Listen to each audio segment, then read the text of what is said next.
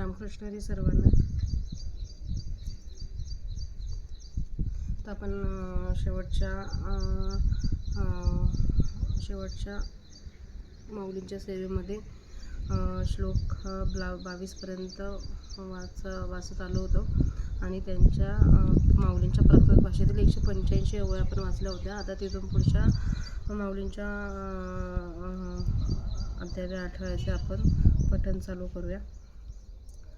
वक्रतुंड महाकाय सूर्यकोटी समप्रभ निर्विघ्नं कुरु मे देव सर्वकार्येषु सर्वदा. अलंकापुरी पुण्यभूमी पवित्र तिथे नांदतो ज्ञान राजा सुपात्रता आठविता महापुण्यराशी. नमस्कार मग सद्गुरु ज्ञानेश्वराशी.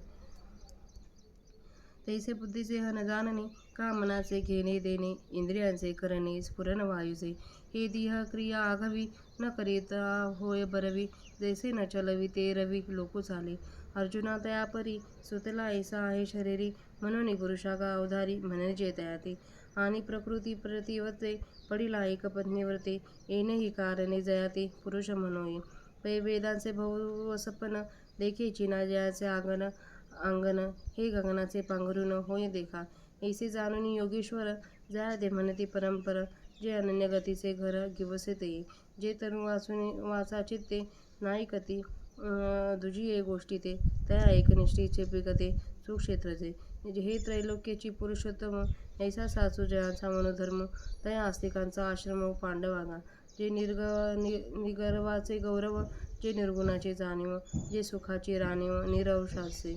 जे संतोषी वाढिले ताट जे अंचिता नाथांचे मायपोट भक्तीसे उजू वाट जया गावा. हे एक एक सांगोनी वाया काय फार करू धनंजया. पै गेलिया जया ठाया तो ठाऊची होई जे. हिवांची आझुळू का जैसे हिवांची पडे उष्णोदका का समोर झालिया अर्का तमची प्रकाश होय. तैसा संसारू ज्या गावा गेला सांता पांडवा होऊन ठाके आघवा मोक्षाचाचे. तरी अग्निमजी आले जैसे इंधनाची अग्नी झाले पाठीना निवडेचे काही केले काष्टपण. ना तरी साखरेचा मागवता बुद्धिमंतपणे ही करिता परी उस नवे पंडुसुता जिया परी. लोहाचे कनक जाहले हे एक परीसे केले आता अनेक कैसे ते गेले लोहत्व आणि. म्हणून तूप होऊनी मागवते देवी दूधपण न येची निरुते. तेवी पाहुनी या जया ते पुनरावृत्ती नाही. हे माझे परम साचोकारी निजधाम हे अंतुवट तुझ वर्म दावी जितासे. पत्रकाले त्वनावृत्ती चैव योगिनः प्रयात यान्ति तं कालं वक्ष्यामि भरतर्षभा. देवीचे आणिक हे एक प्रकारे हे जाणते आहे सोपारे. तरी देह सांडी तेनी अवसरे जेथ मिळती योगी. अथवा अवसटे ऐसे घडे जे अनवसरे देह सांडे तरी मागवते येणे घडे देहासीची. म्हणून काळशुद्धी जरी देह ठेवती तरी ठेवती खेवी ब्रह्मची होती. एरवी अकाळी तरी येते संसार पुढती. तैसे सायुज्य आणि पुनरावृत्ती हे दोन्ही अवसार आधी आहाती तो अवसरू तुझ्या प्रती प्रसंगी सांगो. तरी एकेका सुभटा पातलिया मरणाचा माझेवटा पाचे आपुला लिया वाटा निघती अंधी. वरी पडिला प्रयाण काळी बुद्धी ते ब्रह्म न गिळी स्मृती नव्हे आंधळे न मरे मन. हा चेतना वर्गू आघवा मरणी असे टवटवा परी अनुभवलिया ब्रह्मभावा गवसनी होऊनी. ऐसा सावध हो समावावो आणि निर्वाण वेरी निर्वाहो हे तरीच घडे जरी सावावो अग्नीचा आधी.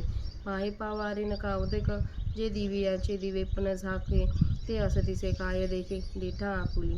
तैसे देहातेची विषमवाते देहात बाहेरी श्मलेशा अंते ते विझवणे जाय उचिते अग्नीचे जेवा. ते वेळी प्राणासी चिमुरानू नाही तेथ बुद्धी असूनी करील काही. म्हणून अग्निवन देही चेतना धरे.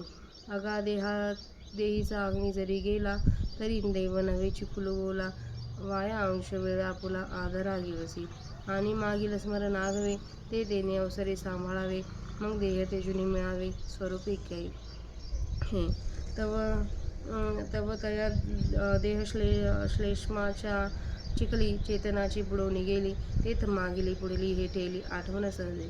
म्हणून आधीची अभ्यास जो केला तो मरण न येताची निमवणी गेला. जैसे ठेवून न दिसता मालवला दीपू हातीचा. आता असो हे सकळ जाण पहा ज्ञानासी अग्निमुळ तया अग्नीचे प्रयाणी बळ संपूर्ण आधी.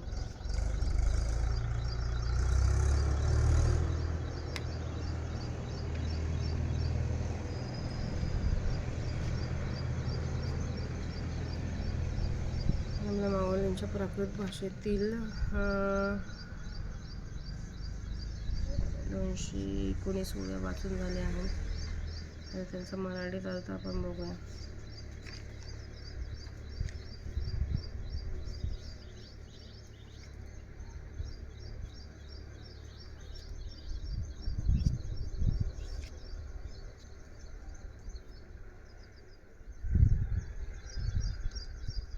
त्याप्रमाणे बुद्धीची जाणण्याची क्रिया अथवा मनाचे संकल्प विकल्परूपी देण्याघेण्याची क्रिया, इंद्रियांचे व्यापार व प्राणवायूची हालचाल ही सर्व देह क्रिया परमात्म्याने स्वतः न करिता चांगली होते. त्याप्रमाणे सूर्य हा स्वतः लोकांस व्यापार कराव्यास न लावता लोकांचे व्यापार चांगले चालतात.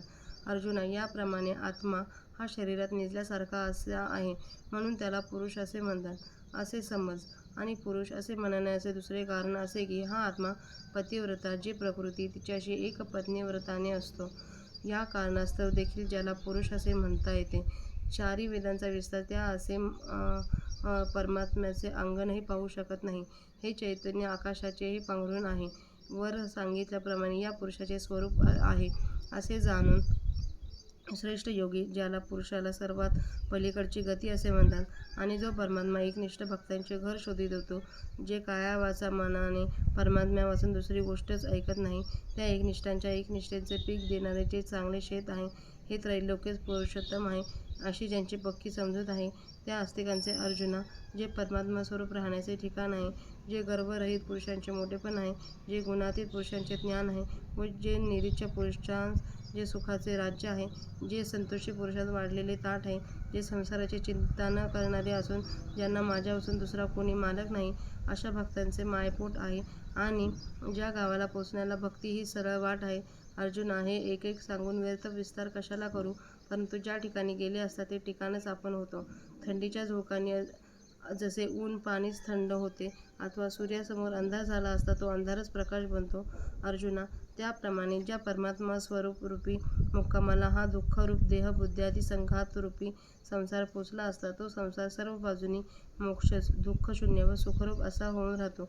तरी ज्याप्रमाणे लाकूड अग्नीत गेले म्हणजे अग्निरूपच होते, व ते अग्निरूप झाल्यावर पुन्हा लाकूडपणाने निराळे काढू म्हटले तर ते जसे निराळे निघतच नाही, अथवा ऊसाची साखर झाल्यावर त्या साखरेचा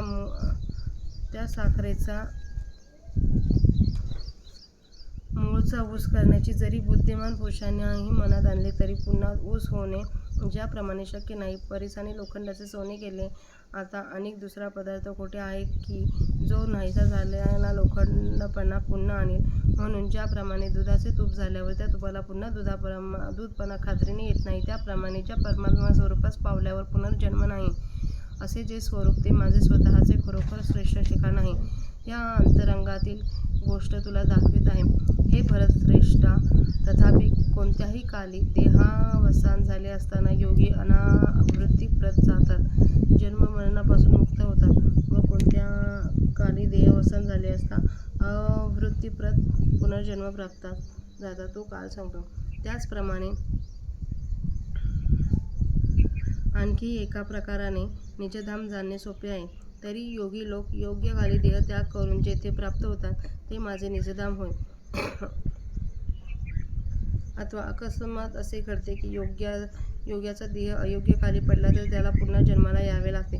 म्हणून योग्यांनी योग्य काली देह ठेवला तर देह ठेवता क्षणीच ब्रह्म होतात. एरवी त्यांना जर अयोग्य काली देह ठेवला तर ते पुन्हा संसाराला येतात.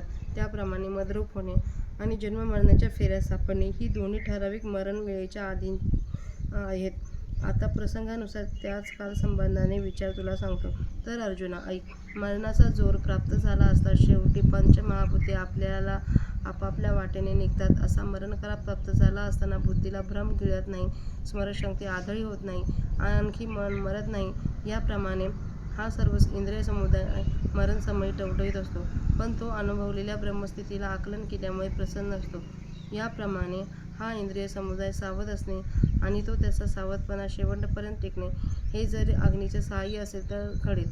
असे पहा की वाऱ्याने अथवा पाण्याने जेव्हा दिव्यांचा प्रकाश नाहीसा होतो, तेव्हा शाबूत असलेली आपलीच दृष्टी पाहू शकते काय?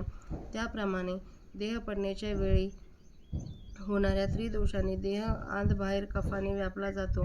त्यावेळी जेव्हा अग्नीचे तेज विझून जाते त्यावेळी प्राणासच क्रियाशक्ती नसते. मग तेथे बुद्धी असून काय करेल? म्हणून अग्नीशिवाय शरीरात चेतना ज्ञानकला टिकत नाही.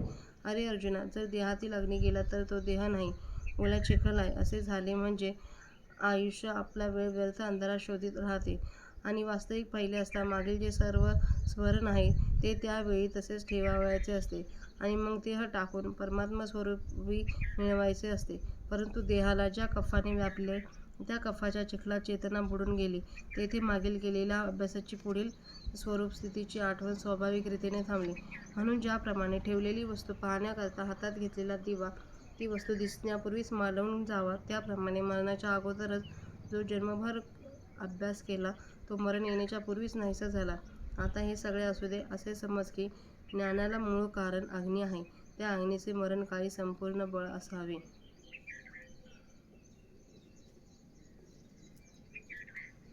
जरा आजची माऊलींची सेवा इथं संपन्न होत आहे. रामकृष्ण हरी सर्वांना.